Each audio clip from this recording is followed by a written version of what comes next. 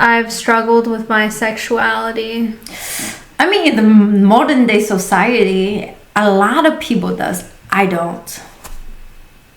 You don't see do you see a lot of people that are struggling with their sexuality? No. I think people pretty much know, for the most part. Everyone that I've met, everyone's I've talked to, have never questioned whether or not they're gay, straight, lesbian, bisexual. Oh, wait, my bad. I think I will rephrase that. It's not that they struggle with sexuality, it's that they struggle about gender.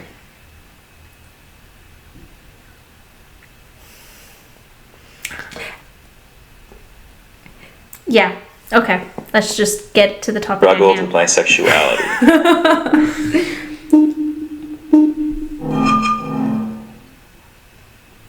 I felt an attraction to men really young, and I didn't connect to gay culture at all. And I was like, I'm either straight or gay. It can't be another one. So I very consciously put myself in the closet, and I didn't feel confidence to like be my own person.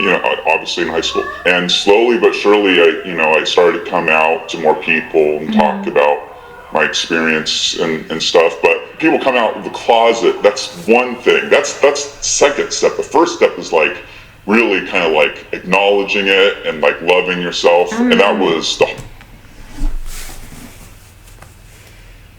He said he liked men since he was young, so he know, right? Yeah, I don't think, but the aspect of I don't identify with the culture, I think people associate a lot of their sexuality with the culture of LGBTQIA+.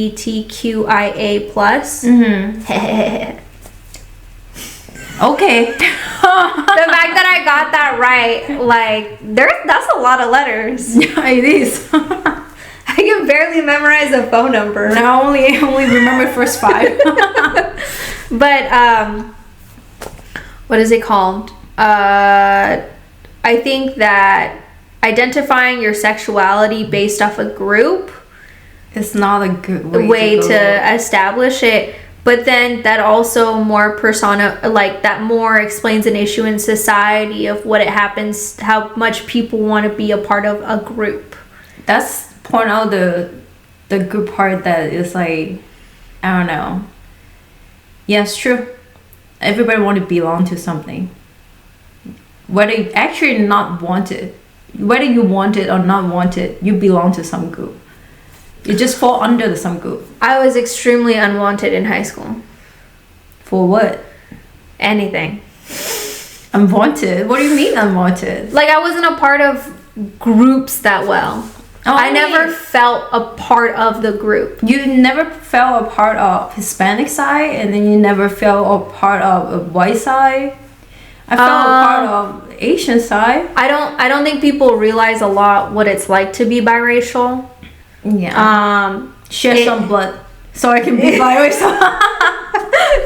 No, but I heard a lot of, I think an experience that would probably define the whole group thing is when I was a kid and I was around the ages of 3 or 4. My mom worked a lot, so I was at home with family. I had a family member. He used to tell me that I had dirty blood because I was half white. And that my father deserved to die because I was half white. And that maybe I was 6. I think I was 6. And I remember distinctly him saying that your dad is going to die in the military because that's where white demon like him deserve to die. Are you guys still associated with this person? Well, he's family. Can't really disassociate with blood, sadly. But he used to say things like that to me, and he would laugh, and everyone in my family would laugh, right? Because it wasn't just him there. A lot of my family was there, right? And I would just sit there and I would walk away, and then I would cry in a closet because I was a kid not understanding why people hated my dad so much, and it didn't make sense to me, right? At a kid, you don't understand what's going on. You don't understand why they hate someone just because of the color of their skin, right? And you don't understand why people in your own family hate you because I look like them, right? I look just as light as them. But they don't like me because of the color of my tone, because my nationality said American, right? They hated me as a child. And my mom didn't know this was going on, right? Like, I've told her the older I've gotten, my mom's not very happy, right? She obviously feels guilty. She feels all types of ways about the experiences I had as a kid. And it's not her fault. Like, there are situations where you just have to be there.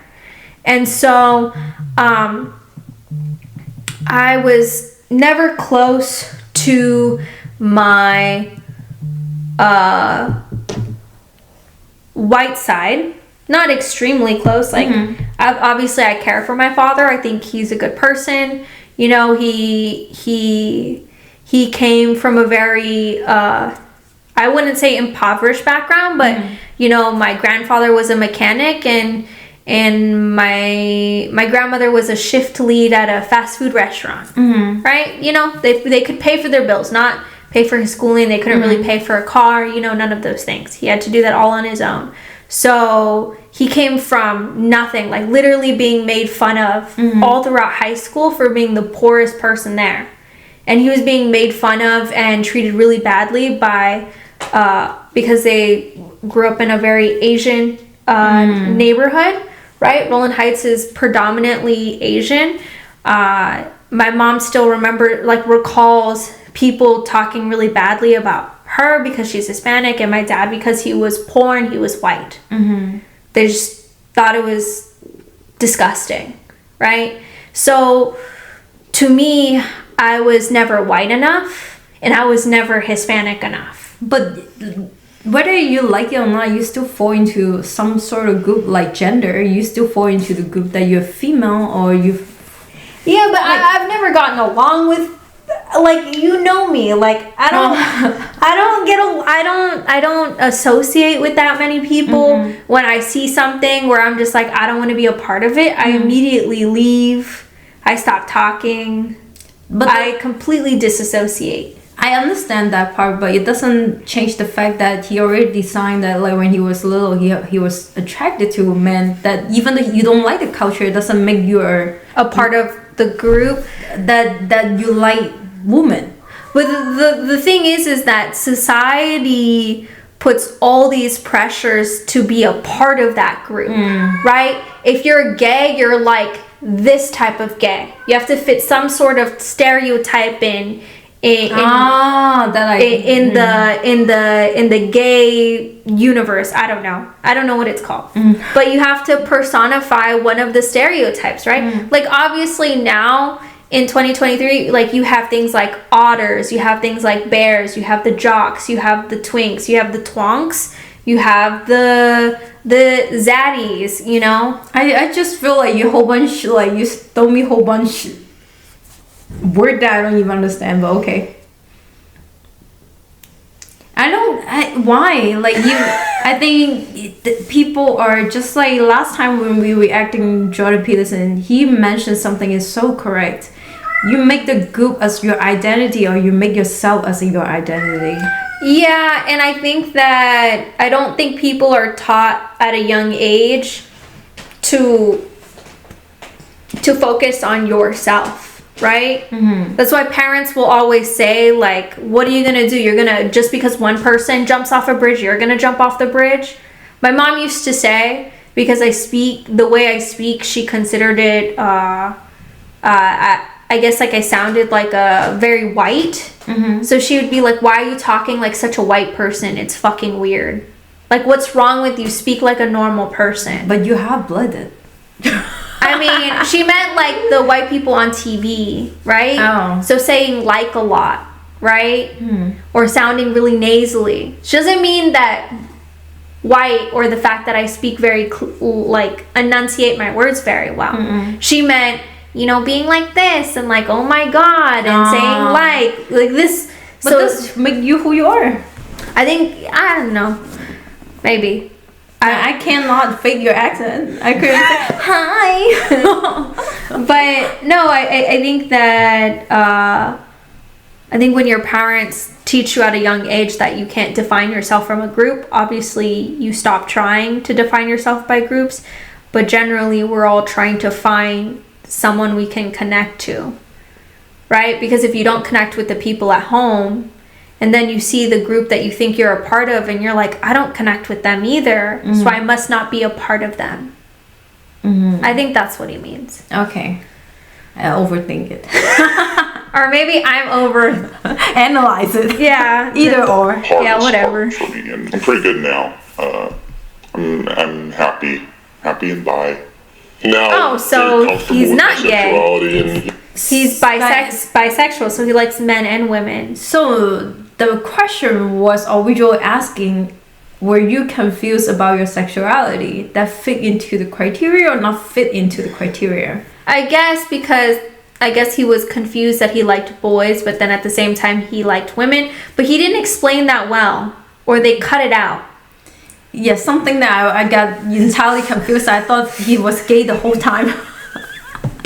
you know, I know it's a spectrum, but I think I'm for the most part straight. I struggled with depression for a long time, and I think one of the side effects of that for me was I fell into an eating disorder, and I got really skinny, and because I was struggling with an eating disorder, it made me, for some reason, question my sexuality. And I understand how messed up.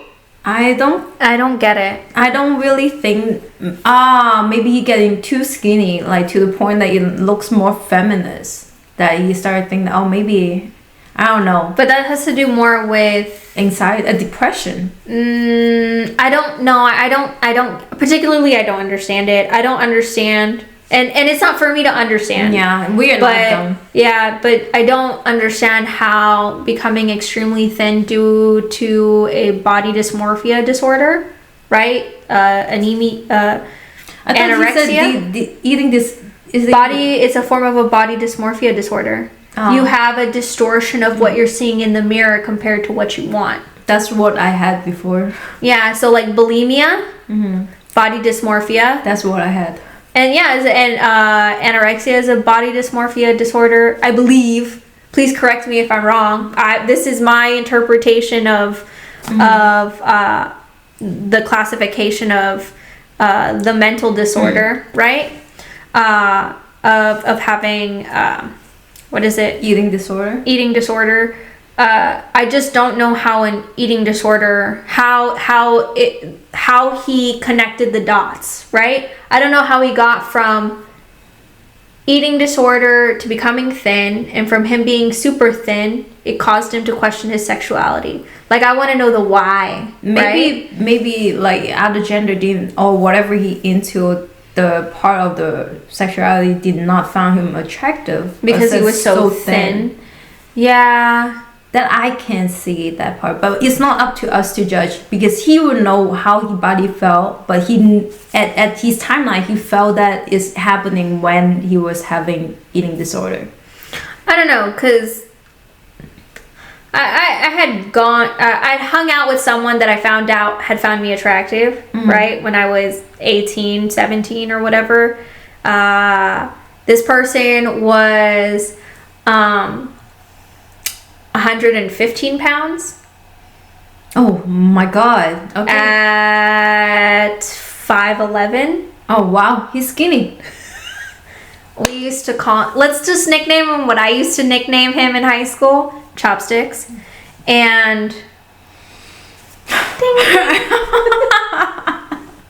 No, I'm being serious. Like, that was the nickname all the girls had for him. And I remember what is it? This is just a funny story. I remember sitting on his lap when I was like 17, right? Like super innocent, you know, like, oh, I'm just hanging out with the guy that thinks I'm cute, right? Because like, you know, it sounds cool to know that someone's interested in you. Never kissed him, never did anything, right? I sat down on his lap, and I remember him asking me to get up after like 2 minutes. By the way, I weighed less than him at that point. I was like 112 pounds, so 3 pounds less than him. I think that counts for a lot. You're shorter than him too. Did you count that? I know, it hurts so much. Okay, and I remember him telling me to get off his legs in front of like a huge group of people because I made his legs go numb. That's the worst. Oh my god. And I was like, I went home and I like weighed myself and I was like, and then I look up like my body index, like my BMI, and I'm like, I know I'm not fat. He's just skinny. How about that? It's not you, it's him. In that moment, yeah, it really was not me. It's him. Yeah, no, it's like, and that's when I realized, I was like, I never want to feel the sensation of someone telling me to get up because I get your like numb. So I don't know. What is it? I maybe that it'll kind of explains it. It's so fucking embarrassing. And that dude could eat. Yeah, but he was like tall. Like he like the stretching of height will whatever absorbing in the body will just go to the height. I don't know. How that was so skinny, yo? It was so embarrassing. I bet you never talk to this guy ever again. No, I hung out with him a few more times. I stopped hanging out with him when I saw how much weed he smoked. But he legitimately had glaucoma, like the eye disorder, like the. I think it's like the cloudiness of the eyes. Like it's an eye issue that you can actually get medical marijuana. So he was actually medically able to get marijuana due to medical reasons. Yeah. So, but I thought like, wow, you're 3 pounds less, still not able to. Still not able to. I was like, there's a lot of negatives here. Yeah, like I'm never gonna smoke that weed ever. And I can't eat near as much as you. One day I'm gonna weigh like twice your weight. I'm gonna make if I lay on you, your body will go numb. Just think about my god. Just think about you call 911 just because you fracture him. When I told my husband this story, he loved it. He thought it was the best thing on his part. He thought it was like, he wouldn't stop laughing about it. It was a good one. It was a good comeback. Like, if you watching this video, make a comment. I remember I avidly went to the gym after that. I was like, I didn't change how I was eating, but I was like, no, I need to add 5 more minutes to the cycle. I need to do 1 more lift. I need to go to 1 more Zumba class. I don't know. Childhood trauma is real. That's all I can say. It was so embarrassing. Sorry. I just thought you would think that was funny. I totally forgot about that. That was a good one. So now, I started to ask myself, why did you associate that one with the other? And I think it was because it's just not large. He asked that question. He was like, now I even question myself, why would I associate that for eating disorder with my sexuality? That makes sense. So he mentioned that he didn't even understand why he associate the eating disorder with. Oh, he doesn't know either? No. Let's see. Largely talked about with straight men that we can still struggle with mental health and eating disorders. I have a very core memory, somebody might say, of me walking in to my house after the first day of first grade, and I'm just like, hey mom, I think I have a crush on my friend. And my mom kind of laughed and she's like, oh, boys don't have crushes on boys. And I was like, cool, got it, awesome. Just put that in the back of my mind. And I'm still working with like the idea that if I have a crush on a man, that's not inherently disgusting, because what's more disgusting than a man wanting you? Or like you said, like connecting to the gay community, unless you fit like it seems the tiniest of boxes, is really hard. And even now, like I went out last night and I had somebody that I kind of like caught my eye, but I had no idea how to approach that. It's like everybody else got like a manual and like 17 easy steps to not have social anxiety when in the club. And I'm just like, I guess I was sick that day. I didn't get that class. I didn't sign up for it on LinkedIn. Just, sorry, I'm using humor to cover it up. No, I went up to a guy and said, "You're so handsome." And I was like, oh my God, that sounds like I'm an old woman. You know, they're like, "You're so handsome." It's one of those things where it's like, oh, obviously don't say that. But it's like, okay, but then what do you say? I think a lot of people have social anxiety at the clubs when they first start. Yeah, like human yes, interaction. Yeah, it's human nature. Just because people tell you that they don't have an uncomfortable situation or that they feel anxious, I mean, some people just try to fake it the best as they possibly can. Yeah. And for some people, it works out. But and for other people, it's like they've been having the practice for a really long time. Oh, yeah. I had a lot of practice because I performed a lot as a kid. At restaurants, singing. Oh, you do? Yes. Why were you singing in the restaurant? Because Mom heard me sing a song on karaoke and she was like, "Oh, you're really good at singing." And I was like, "Thanks." And she was like, "Do you want to try doing singing classes?" And I was like, "Sure." And then I was in singing for like 5-6 years.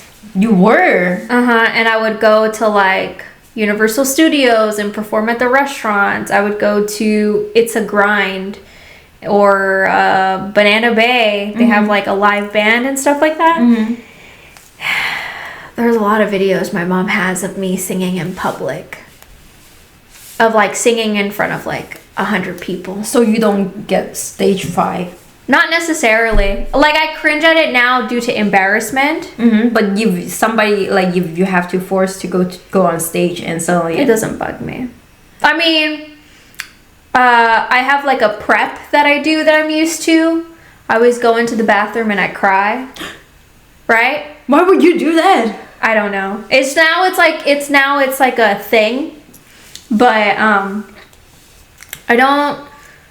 I don't think it's like I don't have issues having conversations with people. If anything, I do enjoy avoiding situations. But I don't think if you're forced at a young age, you know how to deal with the situation. Way better, yes. Yeah, than someone that doesn't. If you were never put in that situation young, then you're not going to be able to do it very much when you're a grown adult. But it really sucks that he feels very socially uncomfortable with it, and it really sucks that he found his sexuality disgusting, because that sucks. That's what it sounded like he was saying. Yeah, I don't think anybody should feel that way either. Yeah. He was like, do I not think that he's handsome? I don't know. Have you ever been confused by consent before?